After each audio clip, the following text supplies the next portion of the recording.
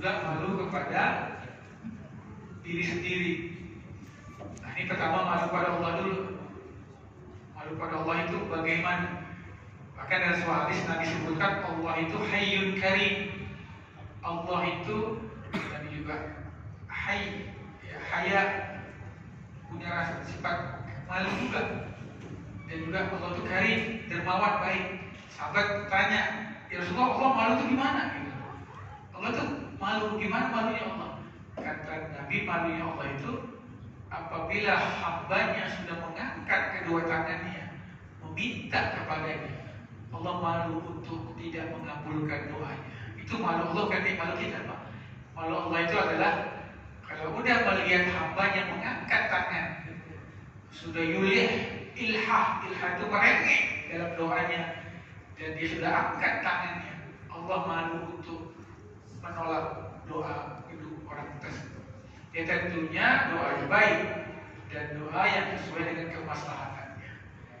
Dalam hadis yang lain juga Nabi katakan Allah malu mengazab hambanya yang umurnya sudah melewati siti, yang sudah melewati 60 dan sudah beruban rambutnya, sehingga para ulama memakruhkan kita mencabut uban, karena kalau kita ubanan Allah itu malu mengazab orang yang ubanan itu.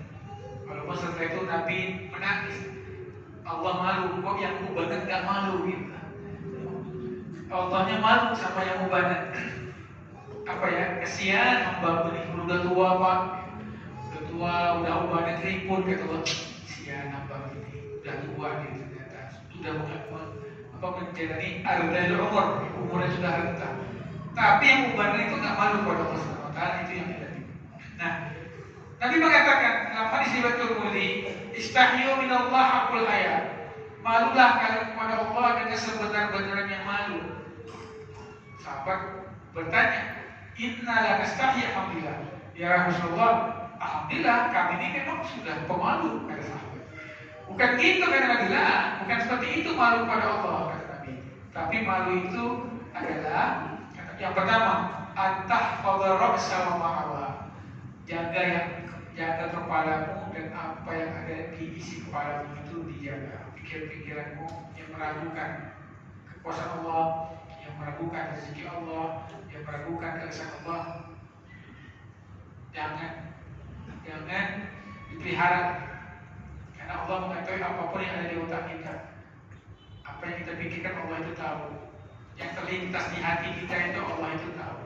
Maka apapun yang terlintas di hati kita, malulah kepada Allah Subhanahu wa taala. Wa tahfadzal batna wa mahawa.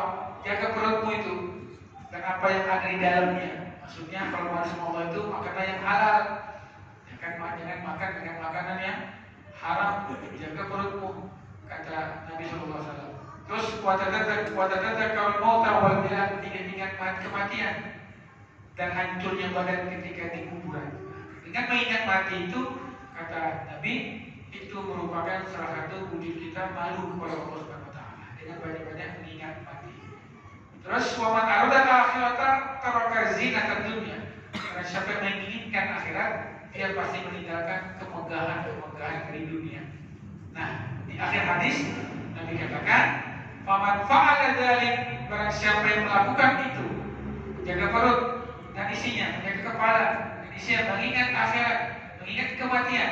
Faman fa'ala dzalik, barang siapa yang melakukan itu, faqad istahya minallah haqqal haya. Sungguh dia telah malu kepada Allah dengan sebenar-benarnya. Dengan sebenar-benarnya. Itu yang Nabi SAW katakan dalam hadis.